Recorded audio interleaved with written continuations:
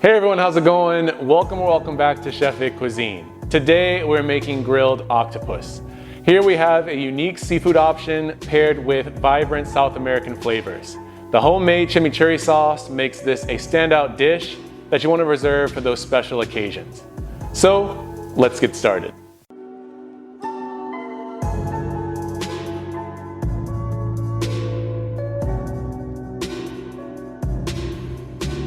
All right, so let's dive right into this recipe.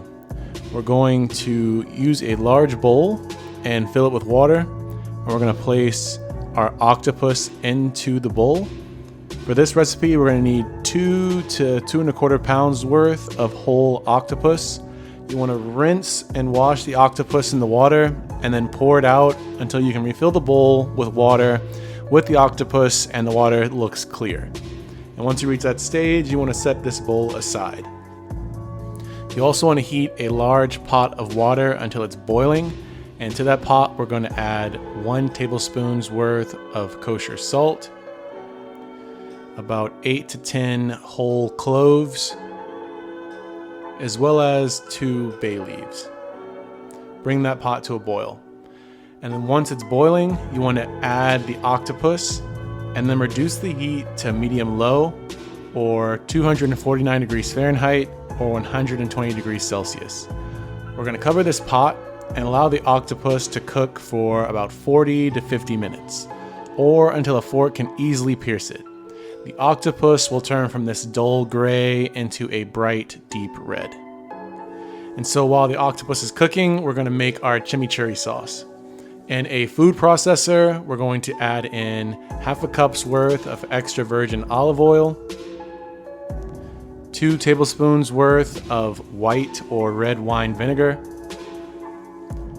2 cups of fresh parsley, 4 cloves of garlic, 2 bird eye chilies, 3/4 teaspoons worth of dried oregano, 1 teaspoon of kosher salt, and 1/2 teaspoon of black pepper. You want to pulse all these ingredients together until they're well blended and combined. The final sauce should look something like this. You then want to transfer this to a small container and set it aside until later on in the recipe. At this point, our octopus should be cooked, and then you want to transfer this carefully to a cutting board and then brush on some additional vegetable oil all over the octopus. You also want to preheat a griddle or a grill to medium-high heat, or 375 degrees Fahrenheit or 190 degrees Celsius.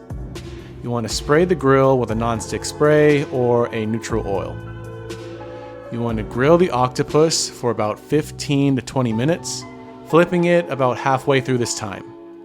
The end result should have a light char all over the octopus. Once you reach that stage, you want to transfer the octopus to a cutting board, and you want to remove the head, and if you desire, you can clean out the inside of the head and slice the head into rings. You also want to cut each tentacle away from the center of the octopus, and I discard the center of the octopus as that's where the beak is, so you don't really need that for the recipe. You want to cut the thicker parts of the octopus legs along the bias into 1 to 2 inch size pieces. You want to transfer the legs all to a serving platter and then garnish this with some additional black pepper as well as the chimichurri sauce. And with those final steps, these are ready to be served and enjoyed. Congrats, you've made grilled octopus with chimichurri sauce right at home. You can also consider serving this over a bed of mixed greens or even with baked baby potatoes. But when you do try this elevated dish, be sure to tag me at Chef Vic Cuisine or hashtag Chef Vic Cuisine so I can see your great takes on this dish. As always, this recipe and many more can be found in my cookbook, Chef Vic Cuisine Volume 5, Mastering Your Inner Chef. And that's available on Amazon, and I'll be sure to leave a link to that in my description box. And feel free to click the pop-up on your screen for more information on that as well. Thank you all so much for watching. I really hope you enjoyed learning how to make this dish. And if you did, make sure you smash that like button for me. It's one of the best ways to show support for the channel. And if you haven't done so already, make sure that subscribe button too to not miss out on any new recipes. And sharing is caring, so if you enjoyed this recipe and think someone else will too, feel free to share this with all your family and friends. And stay tuned for next week where I show you how to make a really easy breakfast option that can feed a small family, my baked oatmeal. So simple and it tastes amazing. I hope you give it a try.